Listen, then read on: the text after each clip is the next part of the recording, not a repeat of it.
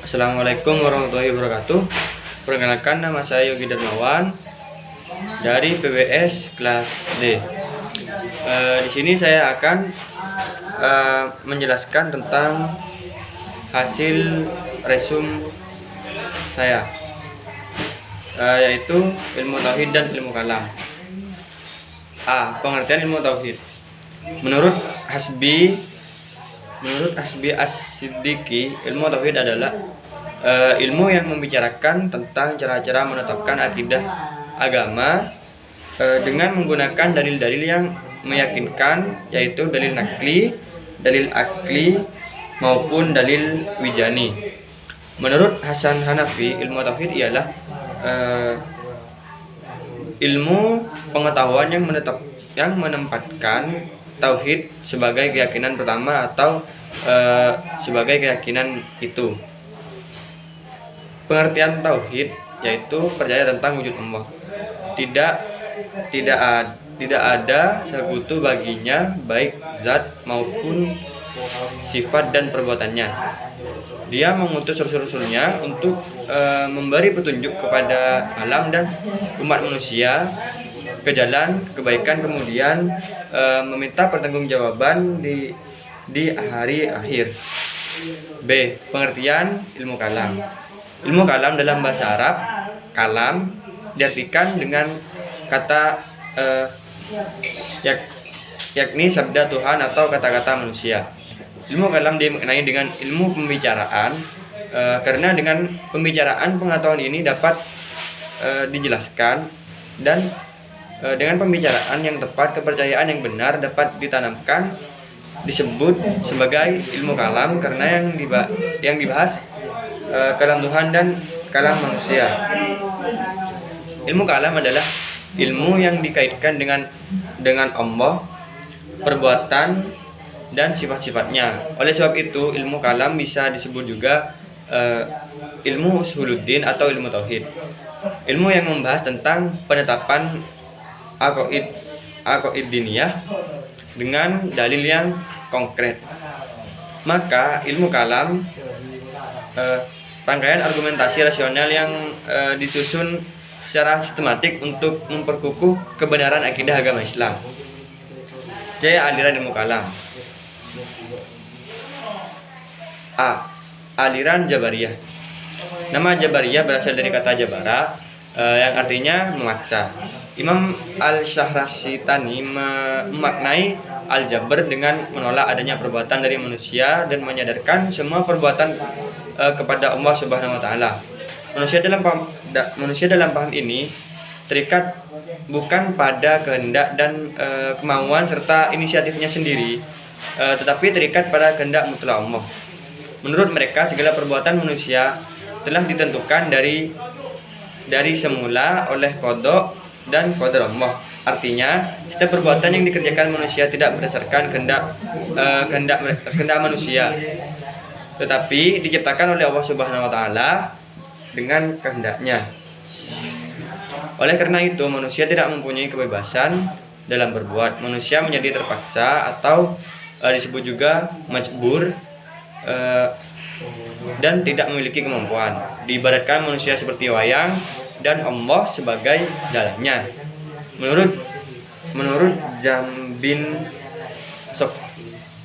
bin Safwan, manusia tidak mempunyai kekuasaan untuk berbuat apa-apa, tidak mempunyai daya, tidak mempunyai kehendak sendiri, dan tidak mempunyai pilihan. B. Aliran Qadariyah.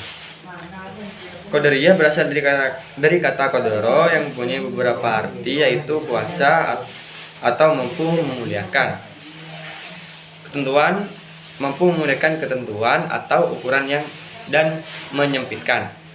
Menurut istilah, Qadariyah adalah kelompok yang menolak qadar atau ketetapan Allah, yakni kelompok yang tidak percaya adanya ketetapan Allah terhadap segala urusan. Mereka menolak kepercayaan bahwa Allah Subhanahu wa taala telah menetapkan segala urusan sebelum diciptakan. Menurut aliran ini, tiap hamba Allah adalah pencipta bagi segala perbuatannya. Dia dapat berbuat segala sesuatu atau meninggalkan atas kehendaknya sendiri. Pemberian nama Qadariyah ternyata tidak disukai oleh para pengikutnya karena menurut mereka nama Qadariyah tidak pantas karena kami menolak adanya qadar. Justru bagi mereka yang berhak memakai nama itu yang percaya penuh kepada qadar Allah Subhanahu wa taala. C. Aliran Mu'tazilah. Kata Mu'tazilah berasal dari kata i'tazalah yang bermakna memisahkan diri. Kata ini berasal dari ucapan Hasan al-Basri yang dialamatkan kepada Wasil bin Atta. Dari ucapan itu bermulalah nama Mu'tazilah bagi suatu aliran dalam pemikiran Islam. Hasan Basri mengucapkan ucapan yang dilontarkan di tengah holakoh Masjid Basra. Ketika holakoh tersebut sedang asing mempermasalahkan apakah orang mukmin yang melakukan dosa besar tetap mukmin ataukah susah menjadi kafir. Sebagaimana diketahui kaum Khawarij memandang orang mukmin yang melakukan dosa besar sudah menjadi kafir. Dan sebaliknya, kaum Murji'ah memandangnya tetap mukmin.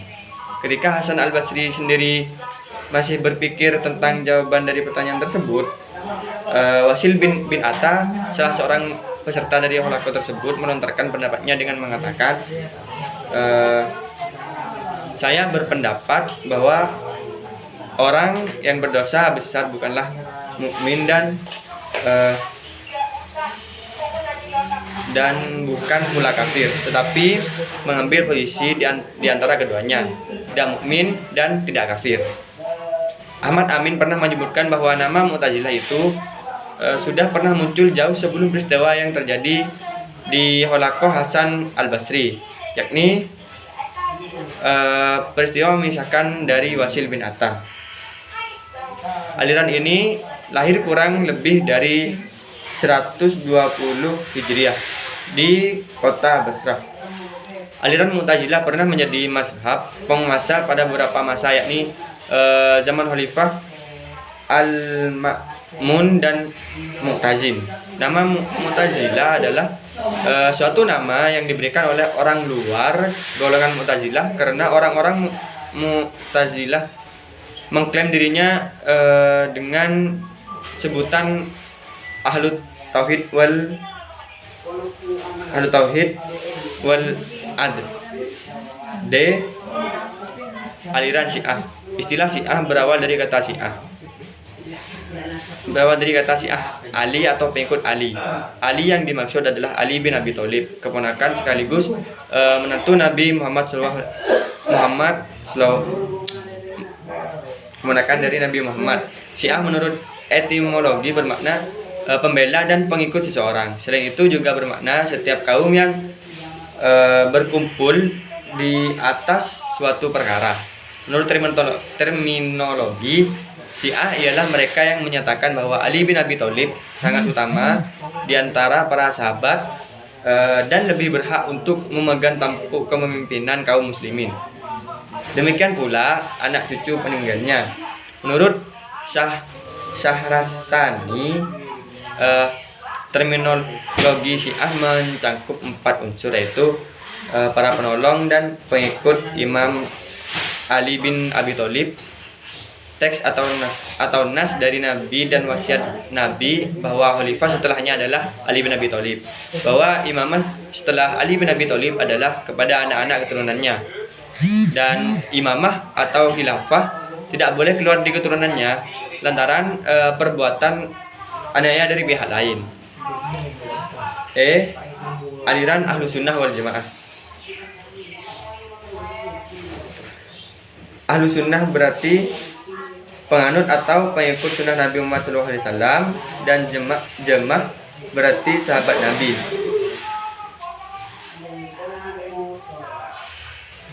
Jadi Ahlus Sunnah wal Jamaah mengandung arti penganut sunnah atau i'tiqad Nabi dan para sahabat beliau.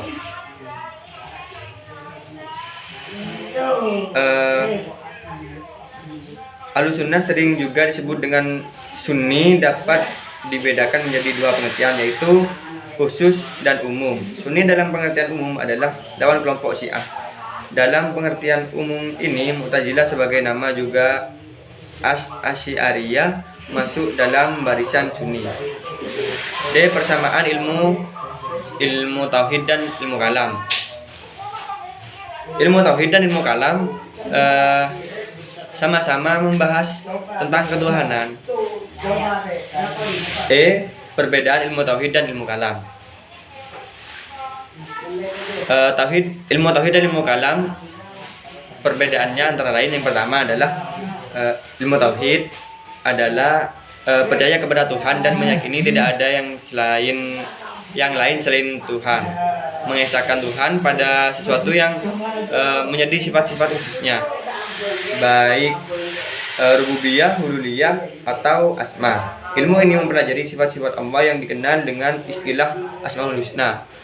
Dan yang kedua, ilmu kalam adalah ilmu yang membahas tentang ketuhanan yang berdasarkan rasio atau argumen logika sebagai pembuktian terhadap teks atau argumen naqli. Ilmu ini mempelajari ilmu Allah dalam Al-Quran. Demikian dari saya. Terima kasih. Wassalamualaikum warahmatullahi wabarakatuh.